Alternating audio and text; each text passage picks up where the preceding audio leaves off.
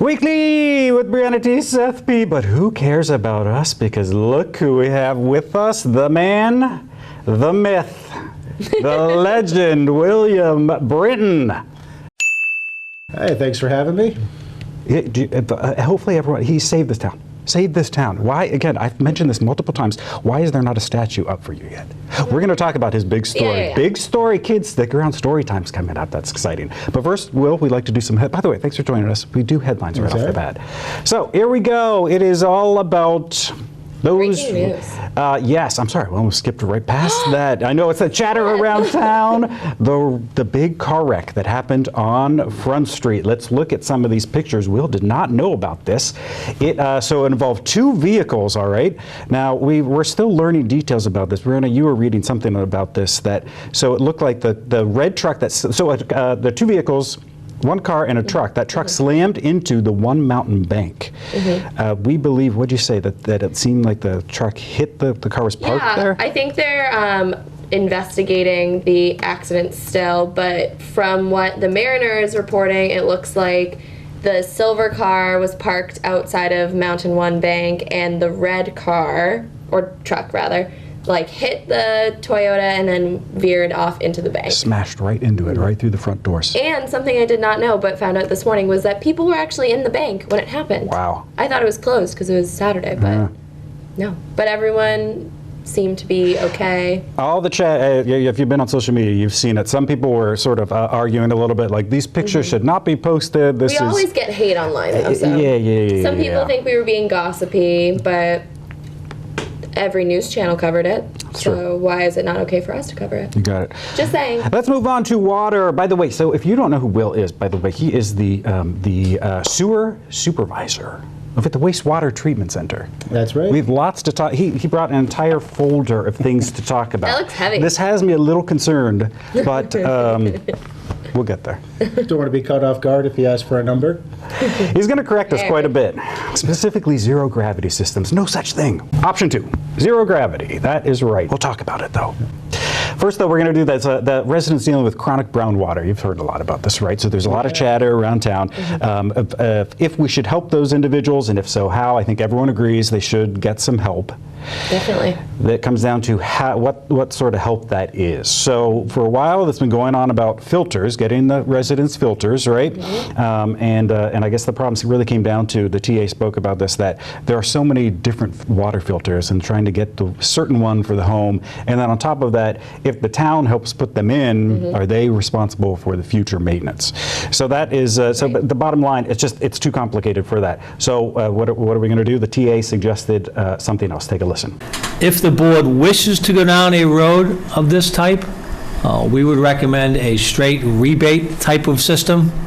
I talked to a plumber in town, and he puts in Aquapure, and he puts in Watts. Those run a couple $100 for a filter, plus his installation charge.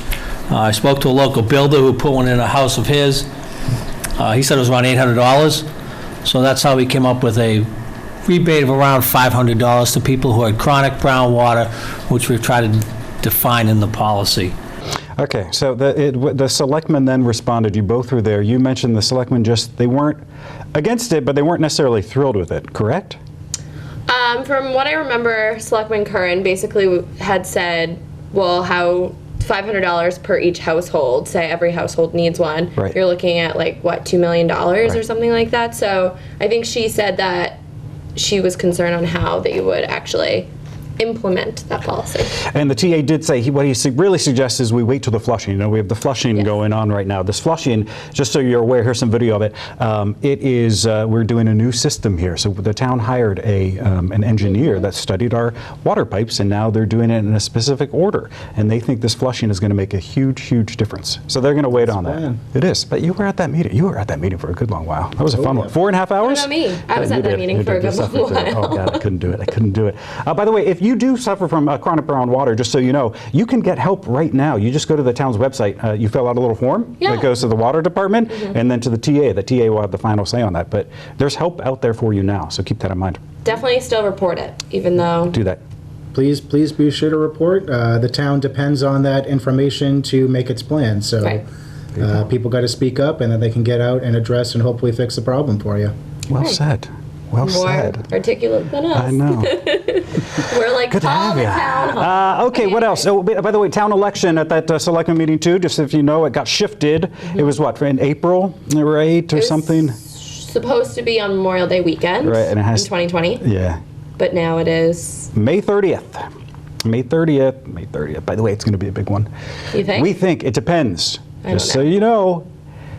Two selectmen up for, they could be, Their seats. they're re-up. Yep, here they are. Tony Vignani, Sean Harris. Chair, Tony Vignani. Ooh. Vice Chair, Sean Harris. Do you think people will run against them? I don't know. Me neither. I think it's too early to tell. And now listen, just while we're talking selectmen, I'm getting up, we got all your texts. Who's texting? We're not going to talk about former selectman candidate William Tibbetts. We're not. Oh, We no. know you all want to talk about it, but no. And if you want to know, you just Google William Tibbetts, Josh Abrams. I'm going to Google it now. We're not. We're going to get in trouble for that. Okay, let's talk capital planning. It's very excited. Will, this is it. You ready to chat about this? If you don't know, so capital planning. So in all town departments, there's an operating budget. An operating budget is just what you use throughout that year, and then there's a capital plan. And this applies to what? Projects that are... Yep, projects that are of $25,000 or more in value or have an expected useful life of 5 years or more qualifies for a capital project. So we just completed submitting our capital plan, our 5-year capital plan last week, and looking forward to further exciting meetings to discuss sewer projects. Did you know any of that? A little bit. I didn't know the 5 You're years. I mean, you're really smart and knows. professional.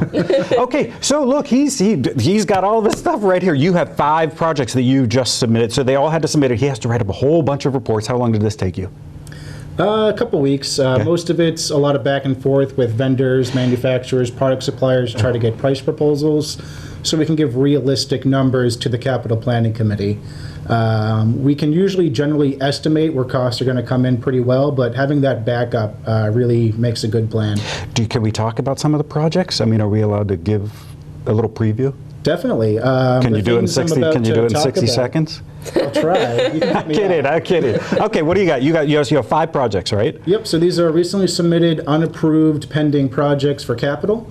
One of the big things in our plan is we're asking for a facilities plan and a comprehensive wastewater management review plan. Essentially, we're going to take all the plans that the town has put together, all the studies, the capacity issues, the issues of the plant, permit compliance, our permits up for renewal, wrap all that together in one big package and make a 20-year to 50-year projection for the plant and the collection system, and ideally try to incorporate some grant offerings into that, into our capital investment plan. So if we know, okay, we got to redo some roofs, maybe we can put some solar panels up, pick up a solar grant. We want to try to get those opportunities. Good. We're also looking for a new inspection system for our sewer mains. Right now, in order to inspect sewer mains, we have to do a confined space entry and manually push the camera up the lines. This request will be to support basically a little robot that goes in the sewer mains that we can operate from above ground. So we're out of harm's way. We're able to see a lot more pipes in the time allotted. So looking forward to that. And otherwise, just looking for a bunch of miscellaneous improvements at the plant and pump stations. So with our clarifiers, our first parish pump station, with the new middle school attached to it, and all sorts of improvement projects going Now, on. I do want to mention what you and I chatted. And you submitted this or you have this already. The VacCon debris station. Everyone get ready. This is exciting. This is exciting, right? Do you have this now? This was a previously approved capital project, and we just received approval of our permit to build this thing at the plant. Okay, so here's a video I found that Will's already corrected me and said it's not exactly that. But look at this. This gives you an idea. Walk us through what this thing does. In your world, not this one. Yes. Yeah, so this video is showing how the VacCon or Vactor is a vehicle that's good with a lot of suction power, removes debris from a site. And ours has a combination jet attachment on the front. So we've got this big jet with a nozzle at the end, very high pressure, high power jet nozzle that shoots down the sewer mains, can break up blockages, remove roots, flush out dirt, debris, sand in the lines. And then there's essentially, it's kind of like an elephant trunk in the front of the vehicle. And that kind of removes or sucks up all the debris that has been washed out, either from the pipes, or we take it around to our wet wells and remove all the debris that collects there. And then what do you do with it after that? After that, it's a slurried mix of undesirable material. You think? So we need to dry that out in order to dispose of it in a sanitary fashion. Right now, we essentially dump it into a pit where it dries out. Our existing pit is undesirable for access reasons, and it doesn't dry too readily.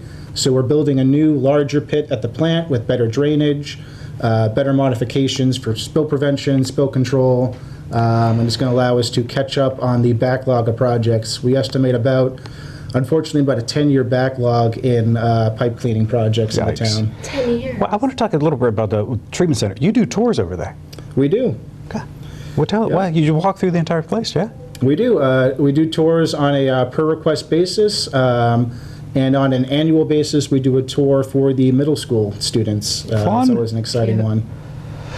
There you go. Okay, let's just go there, Will. All right, so if you don't know, over at Cedar Point, they got the sewer system problems. They need a new sewer system problem. We voted on one. By the way, talk a little bit about how this is your central point here, because their sewer system was putting a serious strain on the wastewater treatment center. How so? Yeah, we've identified the Cedar Point area. In our studies, it's referred to as sub-area 4-2 as being the highest priority area for inflow and infiltration issues in town. Essentially, what infiltration inflows are is leaks into the pipes, whether it be groundwater, tidal water, sub pumps, roof connections, water getting into the sewer system that's not supposed to be there, and resulting in a lot of undue costs for the plant and collection system. Okay, so yeah, so that went in front of the selectmen. They had two options. They voted on one. Options, here they are. Option 1 is a pressure system. Option 2 is a zero gravity system. Yeah, I know. Look, I call it the zero gravity system. As Will said, there's no such thing as a zero gravity system. Isn't that correct? That is correct. We don't have a means of. I told you we don't know what we're talking about. We don't know what we're talking about. So the one what is the one that they it's not voted for not zero gravity system. What is it? Gravity sewer. Gravity. Oh, no zero. Exactly No zero. the opposite. Yep. Yeah, we're very much concerned about overall project costs. In particular, we're concerned the gravity system is going to be substantially more than a low pressure system, just for conditions with construction there are very difficult. And a zero gravity system would be even more expensive than a gravity system. That's some space age stuff. I'm telling you, someone at the meeting said zero gravity. I thought I looked it up too, right? Am I wrong? I don't know what I'm talking about. We don't know what we're talking about. Okay, thanks. We are trying to design a gravity system that's going to be resilient to these leak issues. But we're right now preparing a request for proposals for engineering firms to try to brainstorm different ways to solve that problem for us. Cool. Fascinating. Is it? You know what you're talking about. You do, yeah. You are passionate. It's intimidating. By the way, how does this come about? How do you get interested in this? No offense. I mean, I find it interesting what people get interested in. Yeah, wastewater is a pretty large field. It married together a lot of overlapping interests for me. I like being busy and active in the fields, working in the fresh air, pretty rewarding to me. Public service is important to me as well, so knowing that the work that I do is going to the residents here is a big factor for me enjoying my work. And then there's a lot of science and computers in wastewater that people don't realize. The treatment process is a complex biological scientific process. The equipment has, there's a whole lot of new technology. We use a SCADA system, which is a supervisory control system at the plant. Basically oversees all the equipment, communications, pump alarms, pump controls, and all that goes back through computers at the plant. So being handy with computers is becoming more and more valuable these days. Absolutely. And we have a full-time lab at the plant, which was the final seller for me when I saw that during my first tour. Knowing that I could, actually use some science skills and put all this math I studied to some good use, it was nice to see that. Good. Math and science were not my thing. Someone's got to do it. He does a good job of it. Absolutely. All right, thanks for sharing all that. Cool. Anytime. Well done. Let's talk that dog park. You know what? We got the ribbon cutting. You know about the dog park down the Driftway? Oh, yeah. So it is open, just so you're aware, but the official ribbon cutting is Saturday. Now, Brianna and I zipped out there. We looked at... We went. We did. We got out there. So, you know, the people There are were already out dogs. there. There were dogs there. You a little concerned about why... You wonder why there's I no have so many grass. Have you seen it? There's no questions. grass. First and foremost, why are there wood chips? Are the wood chips right? That doesn't make any sense to me. But you pointed out that grass would be difficult to maintain. I think so, right? And it could die, obviously. Yeah. But the wood chips just don't seem like very park-like. What else? There were a lot of dogs yesterday. There were. Big dogs, like Running around. jumping on people. I've But I don't know. Will, do you have a dog? My parents have a dog, Jimmy. Yep. Oh, cute. Oh, Jimmy. Jimmy. That's a cute name. I've said this though. That dog park is going to be. Liability. Oh, forget it. You know, people are going to be on social media and said this to the owner of the golden retriever that attacked my dog. Please, and they do. They have. What's really funny. They have signs up there too that Yeah. demonstrate if a dog is scared, if a dog is friendly, or I what. thought it was cool. It's a big space, It is. and they're going to make it even bigger, right? Yeah. So gonna the put one the you're. small- By the way, that one park, is just one right now. That's going to be the large dog dogs. park. And For now, it's both dogs. now though. it's all of them. But yeah, people already are on social media, Seth. Oh, really? Yeah. Oh, that's right. There's some hate about it. What's going on that? Yeah. So this week, somebody posted that it's a long post. You can go on Facebook to see it for yourself. But essentially, she was posting that there are so many other green areas for dogs to play in Scituate, and they have the beach and different wooded areas. So she didn't understand why it was so important for them to dedicate a dog park, I guess, and especially because they had to cut down a lot of trees, which I did point out that there are a lot of trees that are now gone. And whereas I thought a lot of people would like be in agreement with her, it has over 200 comments of people almost entirely attacking her Yeah, I saw for that. posting it. I just feel like you don't come between people and their dogs and what dogs need. I'll just put the screen grab up on the screen because I don't know how appropriate it is to explain this on community television, but she posted this in her closing for how she wants people to deal with the... What's her name? What's her name? You want me to say it on TV? Well, I don't know. I think it'll keep her identity But people are private. so mean sometimes, you know? People just love to complain on social media. They really do. They really do. They get some hate on that. At any rate, so 10 a.m. Saturday at the there. dog park. We're going to go over there. Should be fun. That's right. The wastewater treatment center is right by the dog park. It's right by the wind turbine. What an area. I know. On that note, if you're out walking your dog, please avoid wandering down the long driveway past the gate for the wastewater facility. Not that people aren't welcome, we just have a lot of automated industrial equipment, and any sort of pets or children unattended to would be potentially at risk. So if anyone does want to visit the wastewater plant, we just require that you check in with the office prior to visiting. Look at that. Don't go down the Didn't even driveway. think about that. Yeah, just avoid the driveway. Okay, in the real quick. park. Let's talk schools real quick because we had to mention before. Oh, Over at the fields, the lights have gone up. It's exciting. You know the field renovation project going on? Oh yes, they had to relocate a sewer line at that field. Oh. Yeah, you're It right. all ties It together does. here. It really does all tie together. What else? I don't know. I don't know. They what have else. I lights feel- now. They got lights. I think Keep that in they mind. put the track down or something. The like track is down too. That needs to Oh my stay gosh. for a little bit. The football team, they lost. Bummer.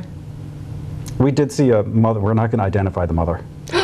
Don't expose her like this. She was not happy with the team.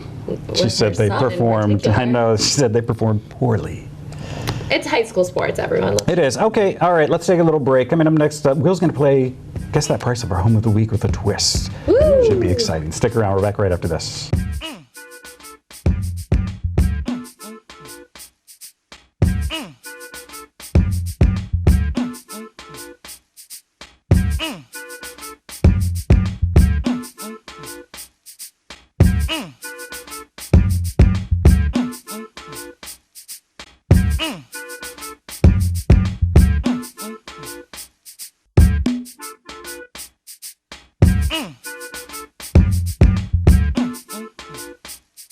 Welcome back to Weekly with Brianna T. Will B. Seth B. Once again. Love the ring. Love the ring. Thanks for being here. Sewer supervisor. Very smart. Mm-hmm. Okay, I'll take it. let's get to it. What? It was a dark and stormy night in March of 2018. Sand Hills, water treatment center was on the verge of destruction, and it would have led to chaos in the town, a zombie apocalypse if all this bacteria went everywhere. Ew. Who comes to the rescue? William Branton. This man. Okay, walk us through. I want everything. So how did you know things were going wrong? What was going wrong there? It was going to like explode, overflow. Explode? Not that dramatic, but yeah, there were some serious problems at the station at Sand Hills. And how did you get alert? How did you know that? We have a SCADA system at the plant that integrates with our pump station. So when a pump station has an alarm condition, like if a pump faults, the generator fails to start, station starts to flood, alarm bells go off, and it notifies operators through our SCADA system. Okay, so they got the alert. Now keep in mind, everyone's huddled in their homes. Mothers are hugging their children tight. Was the storm that bad? I don't remember this. This was Storm Riley. It was a pretty intense one. This one jumped in his car and went there. You went out into this. Okay, so you got to the station. I always say you scaled the fence. I think you've corrected me and said, not exactly. But can we say you did? What? So you get there. What'd you do? Rewrite history here. Yeah, so we went to the station to try to assess the situation. The station was surrounded by floodwater. Floodwaters were standing about 5 feet high. So gaining access to the station appeared difficult. We reached out to the head of the Department of Public Works, Kevin Cafferty, our director. He began to coordinate with police and fire for us to try to gain access to that station. We initially used what I believe is called the police Buffalo vehicle, which is this large surplus vehicle that they use for evacuations and other emergency responses. So we hopped in that and tried to gain entry to the station, but unfortunately the floodwaters were too high and the vehicle couldn't make it into the station. So we had to abort, get back to land, and get back to the plant. And we have a boat that we use for maintenance projects. So we brought the boat out. Due to safety concerns, we had a dive team assist us.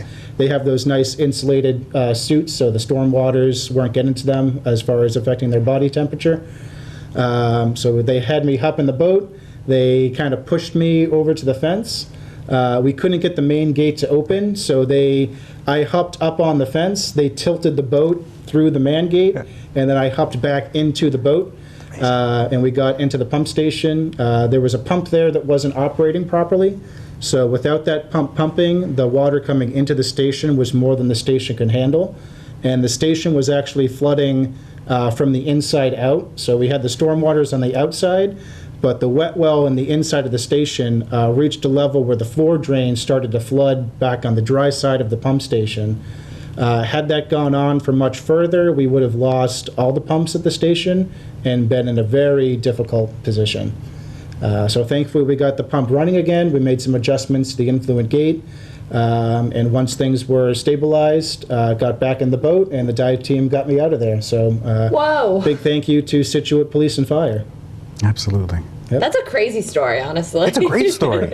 I remember when I started, and you and I met, this was like a year and a half ago, and I Googled you, and this picture kept coming up of this individual on the boat, and it's from the back, as we all know. Here's the picture. And I didn't realize it was you, and I remember talking to Brianna and being like, every time I Google this guy, I'm like, this picture on this boat comes up. What's going on with this? That's when I discovered the story.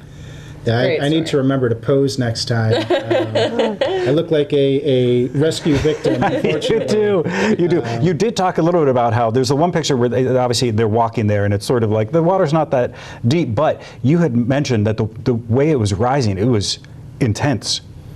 Oh yeah, we were even seeing wave action at that part of the neighborhood. Yeah. So that's what took the Buffalo out, was the waves, I believe, got into the exhaust fence of that vehicle and stalled it out. Oh.